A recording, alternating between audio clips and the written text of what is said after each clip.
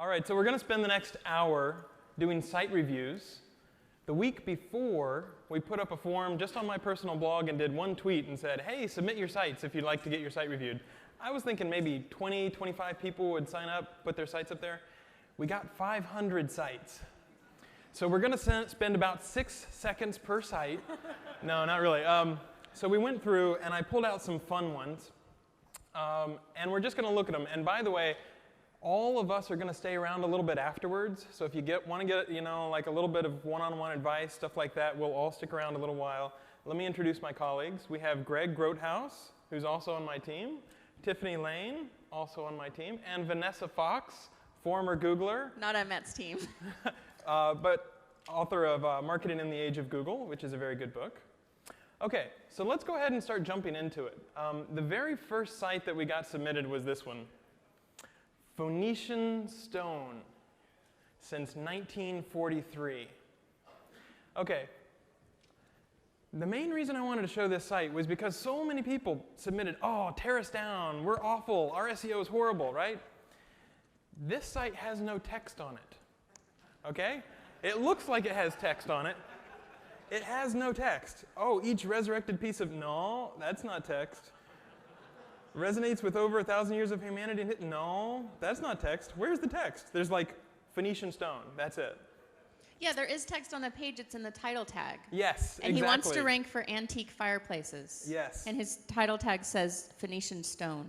Right. So here's the tricky bit. Literally the only text on this page is in what are called meta keywords. That's just about the only place that Google doesn't index that text. OK? We even did a video because people will tend to sue each other and say, like, oh, you copied the name of my business. I'm Grecian Stone, and how dare you put Grecian Stone in my Phoenician Stone website?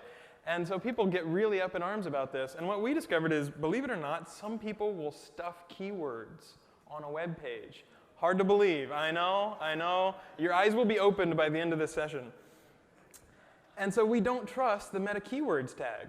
Now, if you look at the rest of the text on this page, you'll find that there is none, right? So that's a little bit of a problem. So the simple advice is put some text on your page. That's, so we'll start out and we'll build on that. First off, you got to have some text on your page. Now, I'm being a little bit harsh, but there's a lot of stuff that this guy can do. For example, his title tag, as Vanessa mentioned, is Phoenician stone. If you're looking to buy an antique fireplace or reclaimed biblical stone. Has anybody ever searched for this stuff? Any of these words? Antique terracotta jars? Maybe not? No antique. Oh yeah, we have one antique terracotta jar specialist over here. She's a real fan. It's her site. Yeah, it might be their site. Since 1943. So the trick is, we have a free tool called the AdWords Keyword Tool. There's a ton of free tools out there. If you search for keyword tool, just click number 1. You can type in like antique fireplace, and you'll get related words that people type. So tip number 1, put text on your page. Tip number 2, think about what users will type when searching for your services, and put those words on the page. Because I guarantee you, it's OK, I've preloaded everything.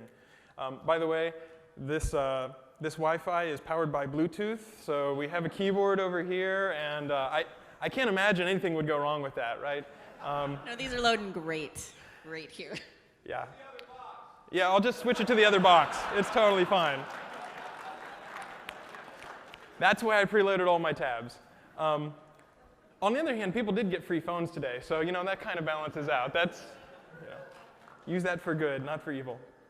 OK, so I think we've made enough fun of Phoenician stone. And really, there's not fun to be made of Phoenician stone so much as there's some education here, which is, number 1, put text on the page. Number 2, think about the words that users are really going to type. OK, another one, rodsbot.com. First off, if you just heard the word rodsbot.com, what do you think they specialize in? What kind of a website do you think rodsbot.com is? It sounds like robotic sex toys to me. I don't know. But in fact, rodsbot.com is weird sites on Google Earth. That's kind of cool. In fact, it's kind of addictive. 20 hours ago, this guy's marking where some marijuana was, so maybe all the sheriffs are keeping an eye on this. Here's this face. Evidently, it's somewhere in Turkey. Here's a ghost plane. Whoa, Oceanic Flight 814 or whatever. So the question is, how do we make this site rank higher? Well, I'll put the question to you guys. What's wrong with this page? I'll give you a hint. It sort of relates to the last site. There's not a lot of text on this page. And in fact, the person who asked about it understood that. They said, I'm having problems getting textual content. So how do we solve this? Descriptions, yes. You can write the content yourself. Now let's do the jujitsu where you try to make other people do the work for you. Alt text, yes, but you're still doing the work yourself. User reviews and comments, thank you. User-generated content. Why do the work when you can get someone else to do the work for you, right? So in some cases, all you have to do is add the ability to add comments, and people will, they'll show up and they'll leave the comments for you. So they'll say, whoa, that's a weird face in Turkey. That plane looks like it's not even real. And suddenly you'll get all these sort of keywords, and you haven't done the work. So that's one simple way to do it. So level 1 of understanding is, OK, I'll type it in. Level 2 is, I'll open it up so that other people can type it in for me. And then probably you want to think about throwing it up on Twitter, Facebook, something like that, promote it a little bit. Yeah, because what are people searching for where they would get to the site? Yeah, that's tough. Like, he may want to even have a blog where he talks about, thinks about things that people are searching for that would care about interesting geological phenomenon or something. Because I don't think anyone's going to be searching for turkey face. I mean, maybe. They're probably not going to search for Rodspot either. No. So, or if they are, they want something different than what this guy's offering. Yeah, I was really disappointed when I got here. It's like I was looking for a different kind of Rodspot. So yeah, you want to probably, you can see a little bit of text down here, and in fact, it's a little weird. As fast as a rods, rodspot.com. I don't think of rods like cheetahs, turtles with rockets on them, greased lightning, rods. I don't think of rods as like, whoa, they're super fast. Oh my gosh. So, and it's not like the domain is so great that you couldn't come up with a slightly different, domain name or brand it a little bit differently. Now, I'm being a little bit rough, but that's partly because this guy has multiple sites. He's actually got like 5 or 6 sites. And one piece of advice I would like to leave you with is if you can put more work into a single site as opposed to not very much work into 50 sites, that can make a really big difference. Because sometimes you can build up one really good site instead of like 5 or 6 that are not quite as finished as they could be. Does that make sense? Matt, okay. Yeah. What do you think of the Friends page? I can't actually get it to load. Yeah. Friends page. I believe this is, a couple of these might be his sites. Yeah. You want to always think about your linking strategy. These things don't especially seem like news websites about internet, TV, movies, and games seen from France don't seem to have a whole lot to do with Google Earth weird places. On the other hand, weird face in Turkey, that's kind of cool. Okay, so next up, androidandme.com. What's the very first thing you notice whenever you're looking at this page? Grab the Tiffany's saying, where's the content? Yeah. Can't see any content. Right. So on a lot of browsers, the actual content is going to be below the fold, right? And that's okay. It's okay to show a banner ad. That's not the end of the world. Hey, I hear this is a pretty good product. It's not bad to show cool things that are being, showing up. But maybe you don't need this username and password. Maybe you don't need 2 levels of these things. Because if you think about it, if you have to start clicking down below to get to the content, not everybody's going to click through. Now, let me give a little bit of love. Whenever you view source, I don't know if you guys can see it, but they are running WordPress version 2.9.2. Does anybody know what the current version of WordPress is? At last I checked, it was 2.9.2. Now, it may have been updated, in the last 36 hours or something like that. But this means that they're running a current version of WordPress. If you run WordPress, and I do, and I love it, you have to keep it up to date. In fact, I would recommend using an htaccess file to whitelist the IP addresses that can access your WP admin directory.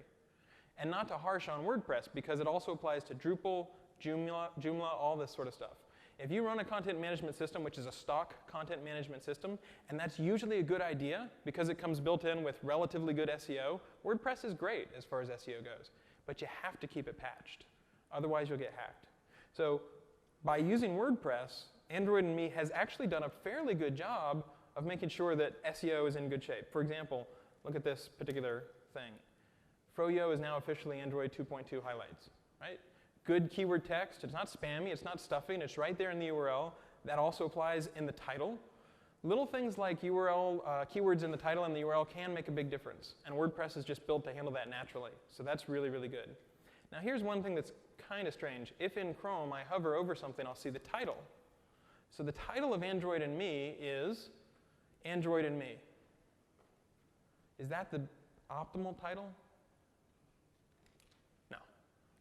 So if you view source on Android and Me, Android and Me covers all the latest Android news, phone launches, app reviews, software updates, Android hacks, and phone accessories.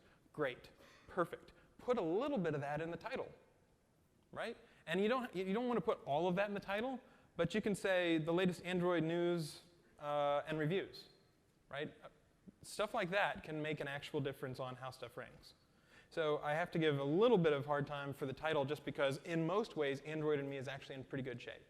And it was sort of fun because they were like, yeah, beat us up, give us a hard time. And I was like, you're actually doing pretty well. There's not that much to beat you up for. Now, one thing I would say is how many people, just at the drop of a hat, know the difference between Android and Me, Fandroid, Andronica, Androlib, AppBrain? How many people know the difference between all those? Okay, a lot more of you actually know the difference between all of those. But they have the tendency to blend together a little bit. Think about a site like TechCrunch. MG Siegler writes these crazy headlines. I can pretty much read a headline and know MG Siegler wrote it. So you want to think about branding. You want to think about how can you differentiate yourself. How can I stand out from the crowd a little bit? And if everybody's got Android communities or Android Central or Android whatever, that's a little harder to do. Now, it's good for people who are searching for Android, but you don't have to have Android in the name of your site. Boy Genius Report. People heard of Boy Genius Report? It's a pretty known mobile site.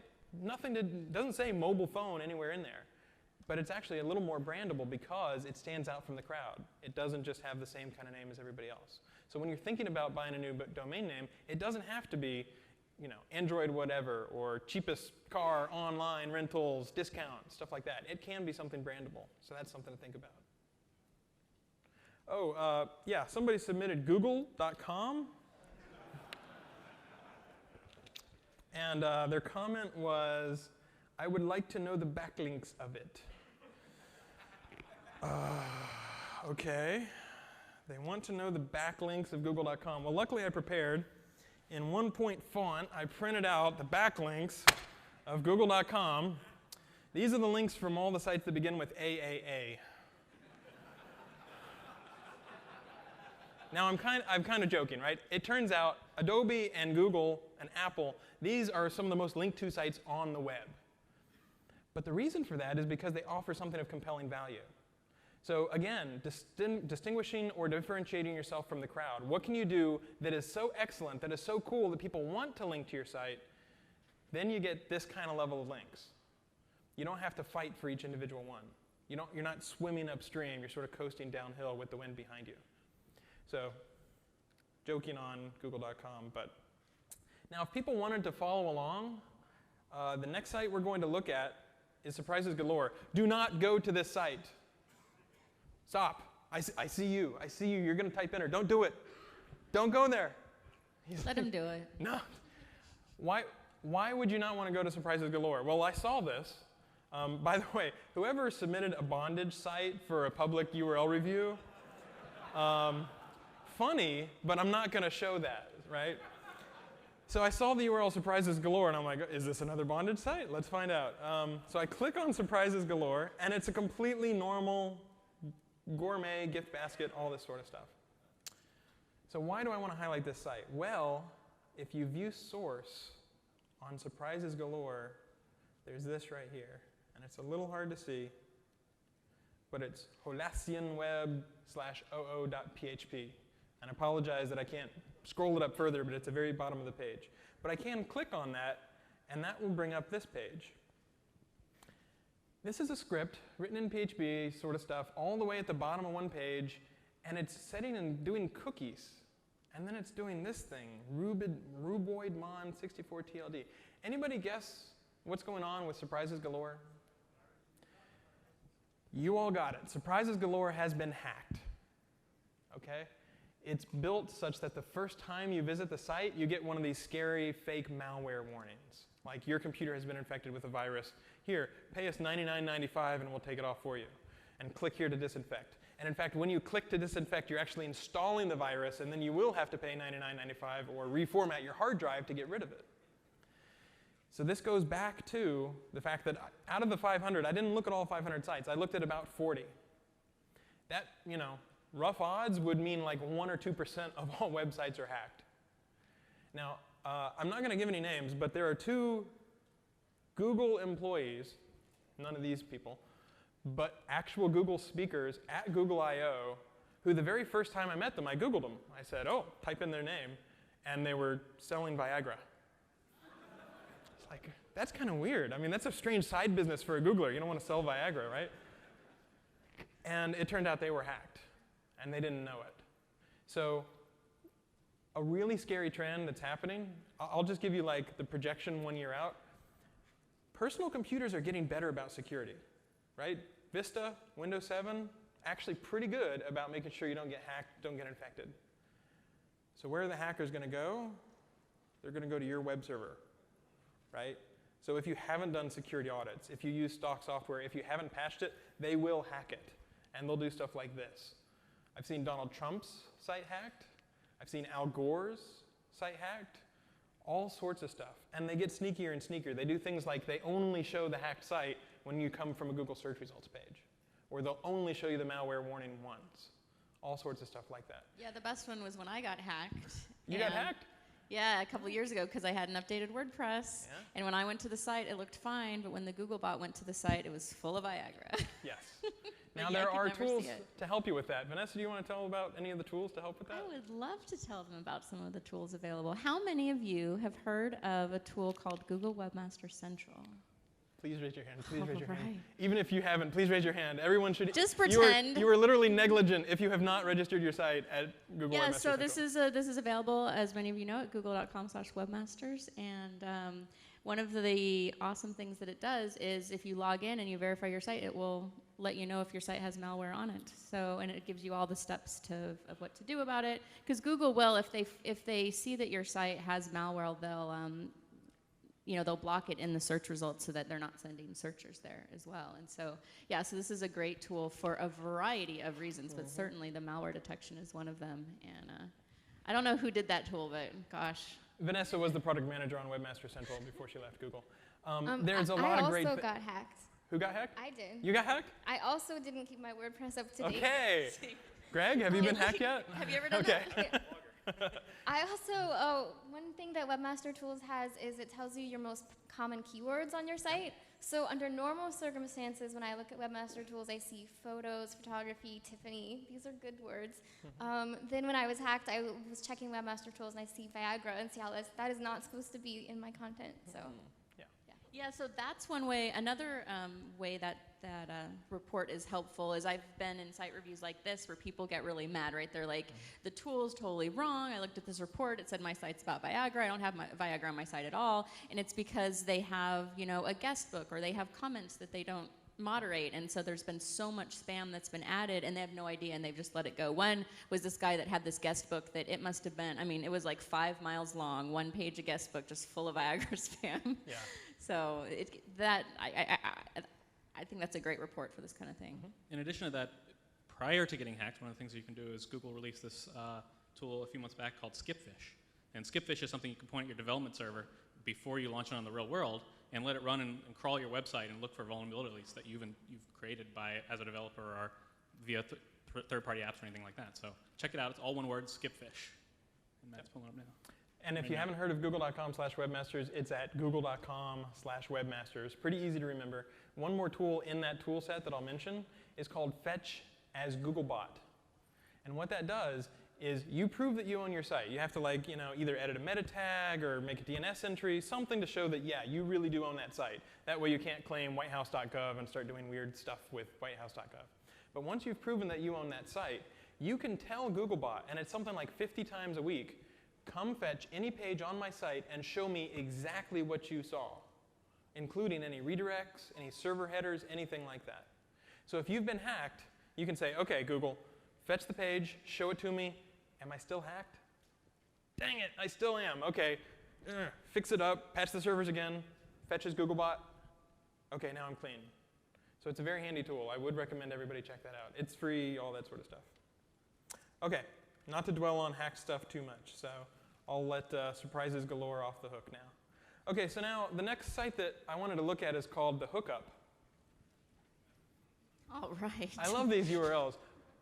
And the URL is, I believe it's... Thehookupsite.com? Yes, thehookupsite.com. Anybody want to guess what the hookup site does? It gives you the hookup on the best car audio. Woohoo! Wait a second, what were you guys thinking? Get your head out of the gutter. Oh my gosh. Okay, so this is an interesting site. It's a local site in Kansas, but the problem of being on the web spam team is once you see spam and you learn how to recognize it, you can't unsee it, right? So here's what looks like a pretty good CD MP3 player, and then it's got a list of part stuff and the owner's manual, and then it's got white marine speakers. What's going on here? And then it's got car component speakers. This seems a little strange. Is this the sort of stuff that regular people normally write on their blog? Not so much. So what this guy is actually doing is he's taking press releases and just syndicating on his site. The problem is that's not really original content, so you won't tend to rank very highly. So you can put up a website, right? Props to anybody who wants to put up a website, but if you don't have something original to show, it usually tends not to rank as highly. Now there is some original content on this site. He has a photo gallery, and I have to say this is a really blinged out 83 Chevy. 24-inch dubs, or is 24-inch dubs or just dubs? I always get that mixed up. I don't know. So it's kind of neat. They say, submit your site and we'll pimp it out and stuff like that. So this is a real site. There's a real person, Shawnee, Kansas, who's looking at this. The problem is you're not putting enough core attention on just the basic stuff of building up original content. Original content can make a huge difference. People don't get in love with a site like this, right? There's no loyalty. People don't come back to it. Think about the things that make people come back to a site. It's typically not a press release that's just thrown up on the web. Okay. Next up is Kathy Toth, who is a real estate agent in Ann Arbor, Michigan. Now, there's some interesting stuff going on here. She has original content, in fact, quite a lot of original content, but she's also part of a sort of real estate network, ProStep Marketing. And they basically step out from the ordinary, we'll make your realtor site step out, and look different than anybody else's. The problem is it doesn't really look all that different. In fact, if you look here and view sample analysis, it goes to marketsnapshot.info. And you look here, you guys see yesterday Google announced the Google Font API and Google Font Directory. Really, it's a good idea to put text in actual text, not in images. Because here's the text, Ann Arbor Real Estate Experts, and there's no way for Google to see it because it's embedded in an image. So we have said, why don't we crawl the entire web and run OCR on all images on the entire web, right? And be like, that says Ann Arbor Real Estate Experts, so we'll help Kathy Toth. We will add that text to the page. But we haven't done that yet, and the web is pretty big. So I don't expect us to do that anytime soon. So in the meantime, that's the kind of thing that you can just put right on your page. You don't have to have it embedded in an image. There was also, this is a little bit strange. If you click on blog, it goes to AnnArborTalks.com. And I just want to drill this point home again. Okay, so here's a listing of a real estate site. This is supposedly a blog. Ann Arbor foodies want to get fresh at the produce station. It turns out this content is not original. It appeared somewhere else first. This one I love. I don't know if you guys can see it. It's an application to marry my daughter in Ann Arbor. Okay? And it starts out pretty simple, like Boy Scout rank and badges, tattoos, earrings. It gets down to, in 50 words or less, what does "don't touch my daughter" mean to you? In 50 words or less, what does abstinence mean to you? All right? So I swear all of this is truthful, otherwise water torture, red hot poker, and the Hillary Clinton kiss torture. I kind of missed that until now.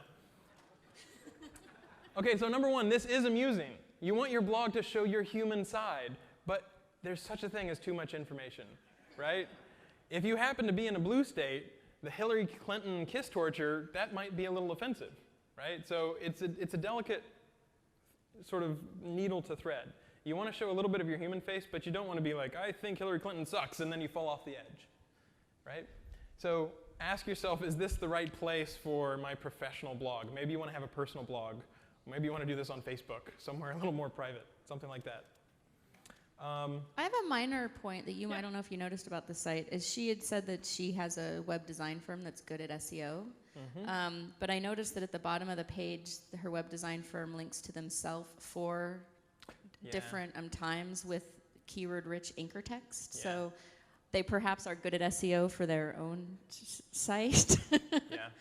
But I mean, you really want to watch for that, is you don't want whoever does your website to use your site as a link farm back to their site with a bunch of different sets of keywords. Yeah. And not that this is a link farm, but 4 links to them in the same little block of text seems a little bit suspicious. Yeah. It's a little bit overboard to say, powered by Pro-Step Marketing, real estate web design, real estate marketing services. What are you really doing? You're really giving your anchor text, your page rank, to the person who made your site. And it should be your site. And so to the extent that if some of this is a little bit cookie cutter, you have to be a little careful about that if they end up just making a ton of sites. And by the way, a lot of these individual resources, whenever you click through and do searches and stuff, they tend to be other sites. So that's the sort of thing to be a little bit careful about. A lot of this is like mlsfinder.com. So you want the value on your site. You don't just want to be framing someone else's site, if that makes sense. So Matt, can I point out one thing that this person's doing really well? Yeah. If you go to maps.google.com and search for Kelly Toth, or Kathy Toth, sorry, in Michigan, Kathy is a very local business, basically a realtor, so she's got an owner-verified listing in Google Maps, which gets her some extra points for certain kind of queries that show up for people locally, and also gets a lot more information than, there's actually some good content there that isn't even on the website, so that's a big plus. I just did a blog post maybe a month ago about local business SEO, and I talked a lot about ways you can optimize Google Places. So if you do have a local business, that might be something to check out. Yeah. So many people get focused on, I have to be #1 for Ann Arbor real estate, right? They have a trophy phrase. They have one thing they want to rank for. I want to rank #1 for Android apps. I want to rank #1 for Viagra Online. Whatever you want to rank for. And the problem is people don't type that in. They type in thousands of different phrases. So instead of paying attention to the one trophy phrase that's the most contested, the most competitive, the hardest to rank for, look at what is in your server logs. Look at what people are already typing. A lot of the times you might check those keywords and you're on page 2. And if you put the phrases just once or twice more in a natural way, you can move up to page 1. And the points that these guys are making, which is a very good point, is that it's not just the web. You can make videos. You can make business listings. You can submit stuff to Picasso Web and Flickr and all this sort of stuff. You can participate on Twitter and Facebook, where a lot of traffic is these days. So it's not all about getting #1 on a particular phrase. It's about looking at where all the people are online and trying to go to them. Does that make sense? Hey, Matt. Yeah. You're saying you could check your server logs to see the stuff you may rank on page 2 or 3 for, but I feel like there's a tool that shows you when you're ranking on page 2 or 3 and shows you the click-through rates on the search results. And I think we might have mentioned it even earlier at Google Webmaster Tools. I don't want to oversell it, but yes, you can find out the kinds of things that you rank for. Google Analytics is also great for this. It's especially great though when you're ranking on like the 3rd page or the 4th page, because you probably would never know that, and you might not even see that in your analytics. But it's really interesting information, I think, to see those, that those reports that show you that Yep. stuff. And that was launched well after I left, so. Yep. So another person submitted the site called 4chan. I don't know if anybody's been to that. The comment was, how can I optimize this site which has fresh content? I hear 4chan does have fresh content. And keeps changing frequently, also true. Or is it a moot point? Dude, come on. You think we don't know about Moot? Moot's a cool guy. We're not going to look at 4chan because I don't want to get sued. So moving on. Sheesh. Okay. Okay, this one's great. SEOpackages.net. So we have a search engine optimizer. So we're going to give the secret to search engine optimization. Number 1, get a good hosting plan. Do not let your bandwidth be exceeded. I was all set to try to give constructive advice to this guy, right? And he's just, sorry, I'm not alive on the net anymore. So, okay, we'll move on. So make sure that you have good uptime. Oh, okay, do people want to do fun, evil, sort of spammy sites or more constructive, positive advice? More constructive, positive advice. Okay, good deal. And I'll check the wave. We'll get to a few of these questions too.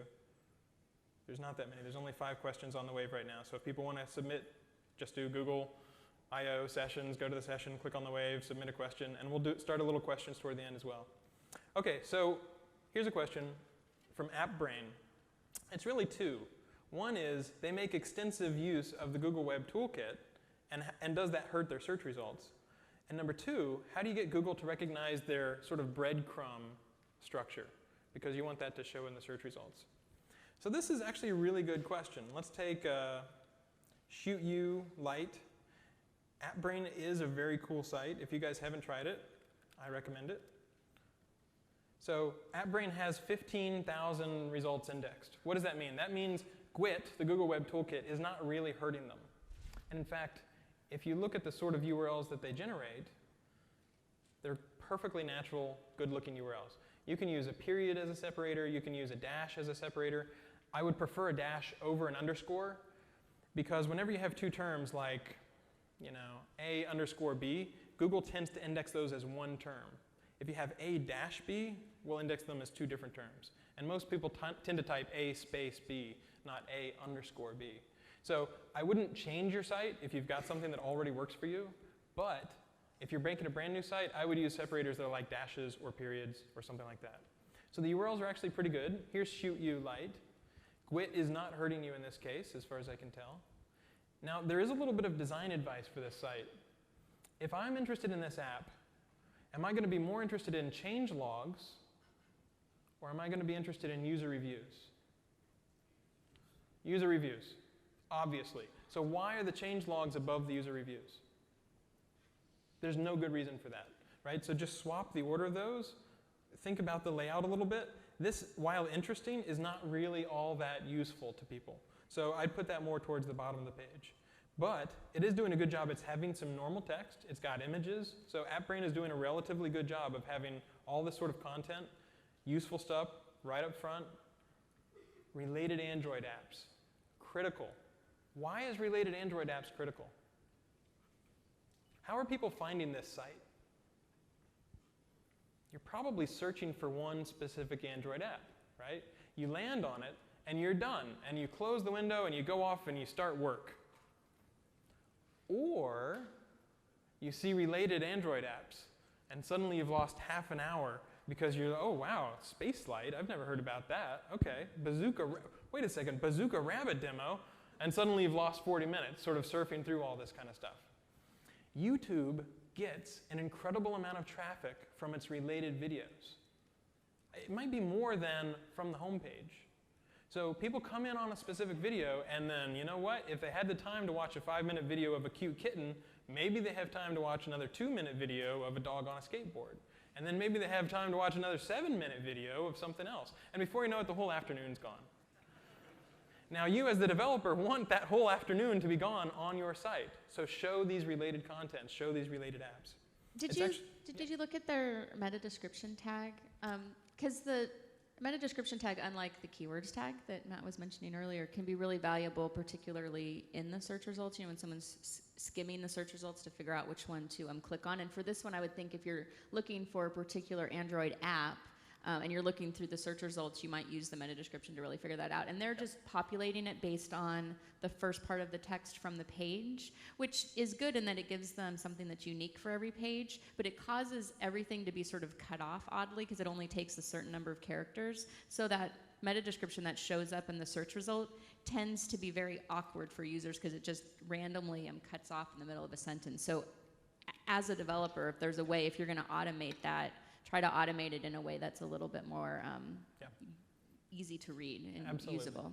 So what do you really want? You don't want search rankings, you want traffic. And you don't really want traffic, you want conversions. So you really want interested users who are kind of pre-qualified. You have already said, this is what my site's about, and they still chose it. So here's Android lib, for example. The snippet is, Shoot You was developed by Camel Games, package name com.camelgames, Shoot You. That's not that handy, right? Whereas go down to AppBrain, and they're saying hand-drawing style physics game. That's pretty good. All you need to do is shooting the little guy to hit the star. Simple, we'll see who... It cuts off in the middle. Putting a little bit of work into trying to craft the right meta description, and you clearly have the text because it's on the main part of the page, can entice users to click more often. It is really worth the time to try to get a good meta description, especially if it's automatically generated like this. And it's not spammy, it's relevant. For each page, there's a different meta description. If you don't have a meta description, or you have the same meta description on every single page, we'll try to pick out the best part of the page to summarize the user's query. And we don't always get it right. A bunch of webmasters used to call them the ransom note style snippets. So we do a pretty good job of highlighting where the words are on the page, but if you give us a good meta description, we'd often prefer to show the good meta description. Now the second part of the question from AppBrain was, how do I get the breadcrumbs? This is what they're talking about. This is breadcrumbs. And I went ahead and I asked the team that worked on this, and the short answer is, make sure that you have the same sort of markup as everybody else, and then you have to be a little bit patient. Typically, it might take a month or more before a site gets processed and we realize that you have something that's amenable to breadcrumbs and we're showing breadcrumbs. So that's something to be aware of. They're working on making that faster. They hope that by about the end of this quarter, they'll be able to make that much, much faster. So if you can come up with something that's a relatively clear structure, then you might get a couple extra links. And sometimes this attracts more click-through than something like /app/comgames, stuff like that. Okay, let's move on to a new site. Okay, airportcarparks.co.uk. I'm just going to be really kind of snippy real quick,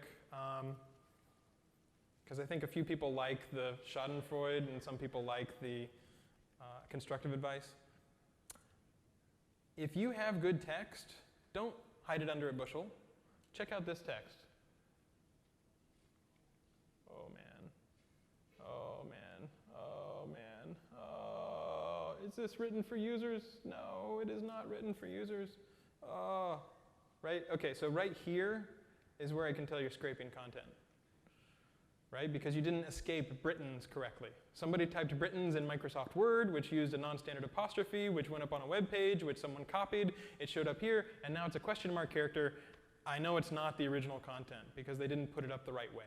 And in fact, if you search for this phrase, it appears on some other web page. So scrapers, there are lots of ways that you can spot them, and usually you can tell whether something is inorganic. Do these comments look organic to you? I don't know if you can read them. I'll read a few. F. Adams, R. Rushworth, D. Anderson, T. Quigley, and G. Foyles. Do most people sign their comments with G. Foyles? Usually they use either some weird handle like HackerLeet or their full name, right? Not D. Anderson. And it's a little strange, you know. Airparks for Gatwick Airport. Jet Parks for Manchester Airport. And did you notice they use 6 stars instead of 5? Right? You don't understand. 5 stars wasn't enough to convey how great these sites are. You need 6 stars to get across how this one goes to 11. Okay, so don't just reuse content. Just make up sort of things that look inorganic. Okay, back to constructive a little bit. Although that is, okay, I know that was a scraper site, but the thing with the text scrolling at the bottom, now that I don't work at Google anymore, people sometimes are a little more honest with me than they were when I worked there. And I'll talk to people and I'll ask them, why do you have a bunch of text at the bottom of the page? Do you really think that this is useful for people? And they say to me, and they don't mean it in a bad way at all, they go, no, that's for search engines, because I heard that search engines like a lot of text on the page.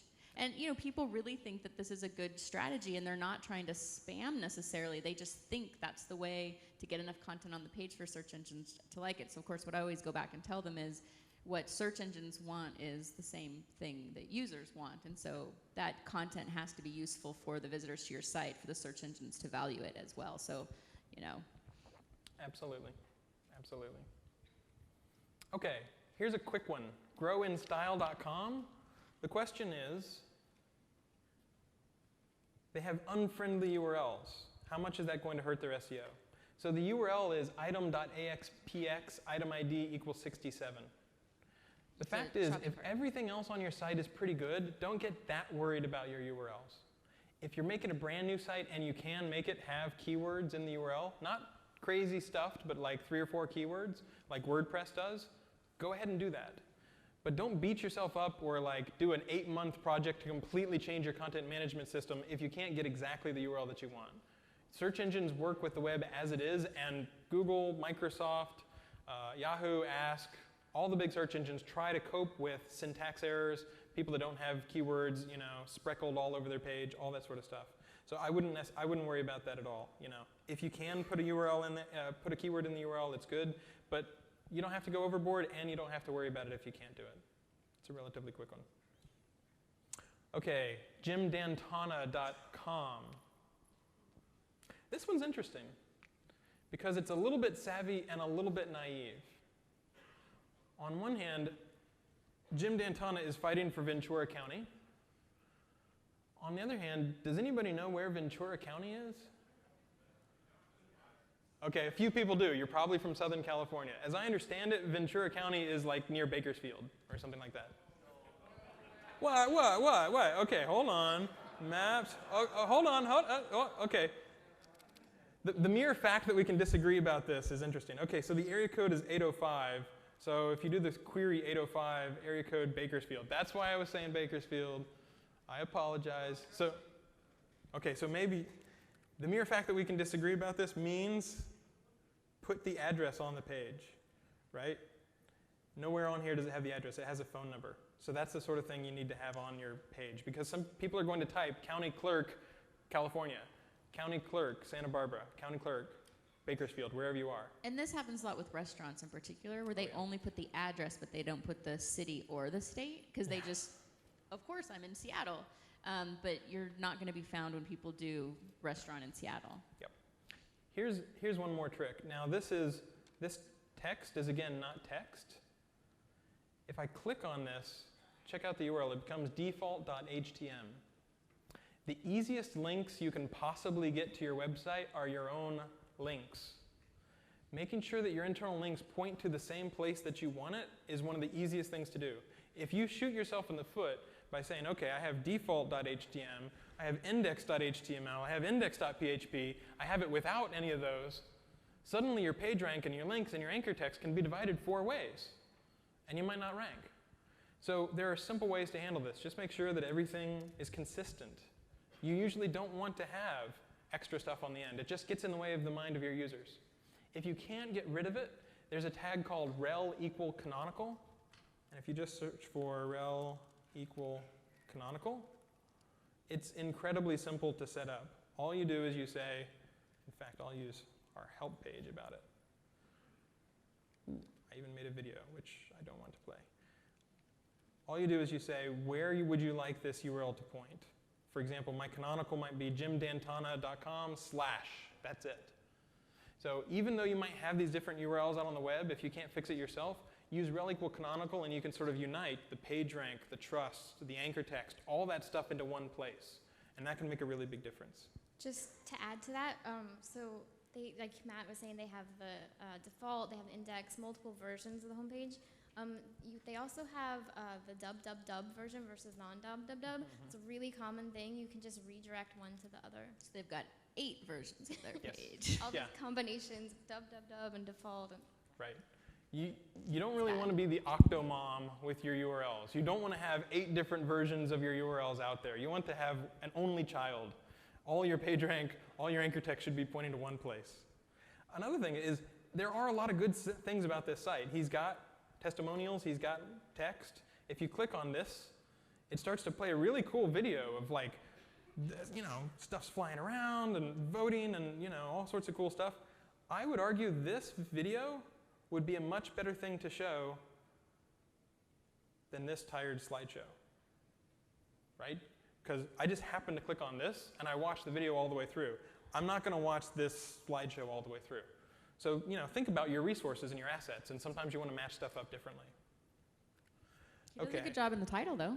In terms of primary election county clerk recorder in his name, even though he doesn't have. So check out the title. Excellent title. This is the sort of title that works really fine. Vote June 8th, 2010, right? He's managed to get June and 2010 in. So if somebody searched for election or June 8th or 2010, he might show up for that. This is totally fine. None of this seems like keyword stuffing. It's a little on the long side as titles go, but he gets useful keywords in there and nothing in there is at all spammy. So yeah, good point. Excellent title. Okay, so we can do a couple things. We can start to go into a lightning round. We can start to take some questions. Strong preference, either way? Questions. Okay. Let me close these out like super fast. This guy also has duplicate content troubles. You can build a website on Google Sites. It is possible. Discount plus size dresses. As soon as you click, it's a JavaScript link and it goes to a completely different domain name. Why would I even bother? The same dress. Yeah. It's impossible to buy the dress you like. Give me the 2-in-1 dress. Where is it? I can't get it from this site. So make sure that you actually have the stuff. Next, Sprocket.com is pretty cool. It's a marketplace for open source tools. So if you want like an open source tool, you can pay $30, $50. Is Next Sprocket in the room? Maybe they're shy. Their question was, how can we get more links? The answer is come up with a cool idea. I think this is a cool idea. I might fund a couple Chrome extensions. So get the cool idea and then think about marketing it. Get it on Twitter, get on Facebook, submit it for a site review, that sort of stuff. We'll skip on that one. We don't need, we'll talk to Sarah Science later. Okay, let's do some, one last one. There is a trend where some people think that they need a lot of links. And so rather than develop the links out of merit or because your site is excellent, they think, I'll just take the shortcut. I'll just buy a bunch of links. That is really not a good idea. You tend to get links from sites like this, SyriaAlan.com. You get term life insurance quotes for free, banking, freshwater fish in aquariums, Nike football kits, cheapest hotel rates, Himalayan salt lamps to ease asthma. These are not really targeted, useful links. If a user lands on this page, they're not going to stay to read about the Himalayan salt lamps.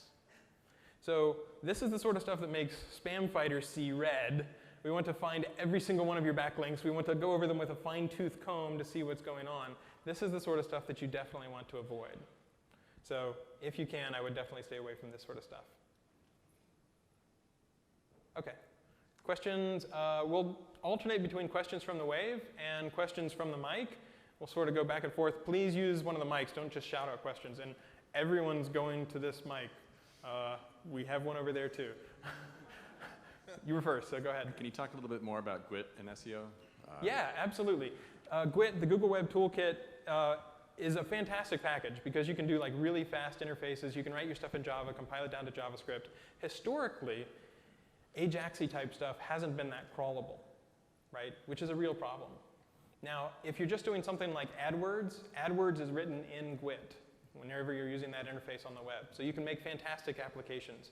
But it historically hasn't been that crawlable. They've introduced a new standard, and Google supports it. I think Facebook is already adding this to some of their URLs. And it's built into GWT now. It is built into GWT, where basically, if you want something to be indexed, instead of just having the hash mark, you can do hash mark bang, an exclamation point. And that will tell search engines this URL can be indexed. So we're already indexing a lot of content from Facebook that's doing this. Anybody else that wants to use GWT, if you search for... there's a little more to it than that. Yeah. Do you actually generate the page when you... Yeah, you have to install a headless browser on your server to generate static versions of the pages when Googlebot comes. It's all documented, and it's actually fairly straightforward, but you do have to do a few things for it. But that does help your Ajax to get crawled that otherwise wouldn't be if you're using something like the Google Web Toolkit. Yep. So if you search for crawl Ajax, you'll find a page like this, making your Ajax applications crawlable. And the rough idea is you want to introduce this sort of bang character. There's a few other things to do, but at least now it's possible. It used to not really even be possible. Good question. Okay, so let me take one question from the wave. Mayday. There were a bunch of people on webmaster forums like Webmaster World. They saw something go live that happened right around May 1st, so they called it Mayday. Mayday is an algorithmic change in Google search results. We were looking for higher quality sites, especially more towards long tail queries. And it's something that's been through rigorous evaluation. Every change that we do goes through a ton of evaluation. We do over 500 changes a year. So it's not a mistake. This is something that is going to go forward. If you've never heard of Mayday or it doesn't affect you, don't worry about it at all. But it is an algorithmic change. It's working where we're trying to find high quality sites and sort of show those a little bit higher, which means, unfortunately, that some sites show a little bit lower. So that's just a few seconds about Mayday. Yeah, question? So I run a popular website that is currently, #1 for our particular term. I got a lot of feedback from my users that wanted features. So I added the new features and I put the links to those new pages in the top level nav, and instantly I fell in the rankings. Okay. This happened during the busy time of my company, so I had to revert those changes, and I instantly went back to #1. So what is the best way to add new features to the site and not fall in the rankings? Usually that doesn't happen. Usually just adding a link or two will make a big difference. Were you adding like 20 or 30 links? No, I added about 3 links to the top level nav, Okay. and I fell to number 3. Even though it sounds like a smoking gun, you put it here, it went down, you take it off, it goes back up. Yeah. Sometimes that still can be a coincidence. Because when you've got tens of billions of websites, you take stuff on, you take stuff down, things can happen. The other thing that sometimes happens is sometimes a site is down or down intermittently and they don't realize it whenever they're rolling out new code. Feel free to catch us afterwards to sort of show us the site, but normally just adding 2 or 3 links would not make that big of a difference. What did it drop to? From To 1 to number what? To 3, and it was the same URL? It was the home page in both cases? It was the home page, yes. Yeah. It can be that you're right on the cusp, and so you might want to make sure that if you're showing up #1 for a particular phrase, maybe put that phrase once or twice more on the page somewhere else on the page, because if you're right at the hairy edge, then having that phrase one more time can make a difference. But normally adding just a link or 2 wouldn't make that much of a difference. So we'd be happy to look at the site afterwards if you want. Okay, great. Cool. Yeah. I'd just like to know the small business blog that was referred to earlier. The small business blog? Oh, the blog post that I mentioned? Yes. Oh, so my site is 9byblue.com, and I did a blog post a couple weeks ago about local business, so you can find it there. 9byblue? Thanks. Yep. And in fact, Vanessa is very fun to read. I like one of her posts. Microsites, a bad idea most of the time. It's sort of an underselling way to say don't make 500 different sites. Concentrate more on making one good site that has branding and stuff like that. It can be really handy. Yeah, I have a question about domain extensions. It's tough to get good .com, so I just wonder if you guys have, give preference over .com versus a .info, for example. Always go with .info. Those are awesome. No, I'm office mates with a guy named Amit Singhal. Amit basically guides the entire search quality team at Google. I work on web spam, so trying to catch the cheaters. He deliberately runs a .info. He's at singhal.info. So that we can't say, well, we don't know of any good .info sites. Well, here's one, So we try not to look at the TLD. There may be parts, automatically run parts within our system that say, well, we think this is a little bit better or that's a little bit worse. But that's going to be a small factor no matter what. Until recently, there was nothing like that. And there's no super duper hand boost for EDU or gov sites or anything like that. It's just people tend to link more to EDU sites and gov sites and stuff like that. So Matt Mullenweg, the creator of WordPress, his domain is ma.tt. And he still ranks #1 for Matt, which really annoys me. I'm like number 8 or something like that. So he's just got so much value added to the web. So typically I wouldn't worry about it. If you can't get the .com, you can usually get .org, .net, .name. All these things can work pretty well. I do think, though, that .info users tend to be a little suspicious because .info sites used to be free, right? So there's just a lot, there's more of a percentage of spammy info sites, and so some of your visitors might be a little hesitant, maybe. Yep. So let me take a question from the wave. In google.de, I see more English results in the SERPs. SERPs stand for search engine result pages. Why do these sites rank so high lately? Is this done to promote the US economy? Sometimes people in Germany get a little angry at us. There are side effects when buying US goods online, so it's not good for users. So I think Google does a better job than most at localizing the search results. So for example, if I go to google.com and I type in bank, I get Bank of America, Wikipedia, bank.com, World Bank, Wells Fargo. If I go to, let's say, Australia, and I type in bank, I get Westpac, ANZ, Comback. If I go to google.co.uk and I type in bank, whoop, it'll say, did you mean bank? And I get Bank Fashion, Bank of England, Bank of Scotland, Barclays, right? So we actually do localize quite a bit. And we can localize even knowing that some of this stuff, for example, Lloyd's TSB is a .com, but we know that it's related to the UK. So we try to localize as best we can. If you have specific examples, feel free to point them out. So Torvald, if you want to submit the specific site that you think is showing up that shouldn't be showing up, let us know. We'll take a look at it. Okay, question from the audience. Hi, I have two very short questions. One of them is regarding accentuation in Spanish. So we have the issue in Spanish where, for example, the word pronóstico and pronostico are two completely different words with two completely different connotations. And and when I put the hyperlink with the accentuation mark in it, the way that Google reads it, I've seen with the fetch bot, is the ampersand I-O bunch of code at the end to make the accentuation mark, and I was wondering how we can work with this, correct this in any way. Yep, absolutely. Punctuation is interesting because, for example, in Woodside, there's something called Cañada Road.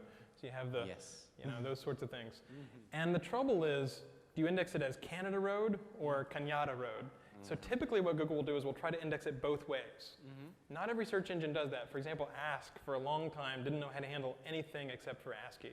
And I wouldn't claim that we get it right every single time, but what we essentially try to do is we index the text, and then if we think there are alternatives, then we'll index the alternatives as well, but with a little bit less weight. Now, I wouldn't claim that's perfect. There's ligatures, there's interpuncts, there's weird stuff out there on the web. We try to handle it as best we can, but I wouldn't say that we're perfect 100% of the time. So anytime you see something where you think something should be indexed and it shouldn't, those are a great example to tweet my way or show up on the Webmaster Forum and sort of point those out. And we did a post on the Google Webmaster Central blog in late 2006, I believe. So it was from a really long time ago. And I wrote the post, and it specifically has Spanish as the example, and it talks about the different accents. And so if you go find that post, it goes through some specific examples of way different accents are handled. So you might find that helpful also. Yep. Thank you. Okay, so let me do a couple from the wave. Dash versus underscore, we already talked about that. How bad is it to have more than one H1 or no H1 on a page? We try to react to the web as it exists and index it as best we can. There was a study right at the beginning of the web, like in 2000, that said 40% of all web pages had a syntax error. Let me say that again, 40%. Now, if Google throws out 40% of the web because we say, you didn't close your table, what's that going to do to our search quality? Rip it out and throw it away, right? Because there goes 40% of your potential answers. A lot of great people on, student blogs, they're writing stuff by hand. They don't do it correctly. We still have to try to index that. So if you have an H1, great. If you don't have an H1, we'll probably handle you just fine. If you have all H1, your entire page is H1, then you might have a problem. There's no need for your entire page to be a headline. That's the equivalent of shouting at the entire audience. It's like all caps, right? So if you can avoid that, it's probably a good thing to do. So if you have any comments on link shorteners like Bitly? Sure. My company using them more and more and kind of using them permanently. Yep, absolutely. So URL shorteners are fantastic for things like Twitter where you really need the extra characters. What I would look for in a URL shortener is that it does a 301 or permanent redirect because that tends to pass PageRank. There are a few URL shorteners that don't. So I think Danny use a 302 in some cases. That's what you want to watch out for. Yes. There is a great, Danny Sullivan has a site called Search Engine Land. He's actually at this conference, and I think he wrote URL shorteners. He did a review of like 70 different URL shorteners. So you can actually see, whatever you do, please don't use, Tweet Burner or whatever. Whereas the ones that use 301s tend to be a little bit better. All right, If you We have can, 32 seconds. if you can get away from using short URLs, long URLs are a little better because they don't break the web, all that sort of stuff. Really, the only reason to use a short URL if you're worried it might get truncated in an email or in a tweet, something like that. Can you ask a question in 15 seconds? Yes, I can. Okay. What are your views of changing in Webmaster Tools the location for different seasons on an SEO campaign? Is that okay? Changing SEO tools for? In the Webmaster Tools? Yes. Change the location physically for different seasons on a campaign, on a web campaign. So we have a tool in Google Webmaster Tools where you can say, I'm not related to the United States, I'm related to Peru, even though I'm a .com, or I'm related to Israel. It tends to be more of a do it once kind of thing. I would not set it per season, like, oh, it's fall, I'm related to Peru. Wait a second, it's spring, I'm back to Chile. If you can avoid that, I would probably avoid that. Yeah, I would avoid that. That's not a good idea. Okay, so we're out of time, but we will try to stick around if anybody wants to talk about their sites one-on-one. Thanks very much.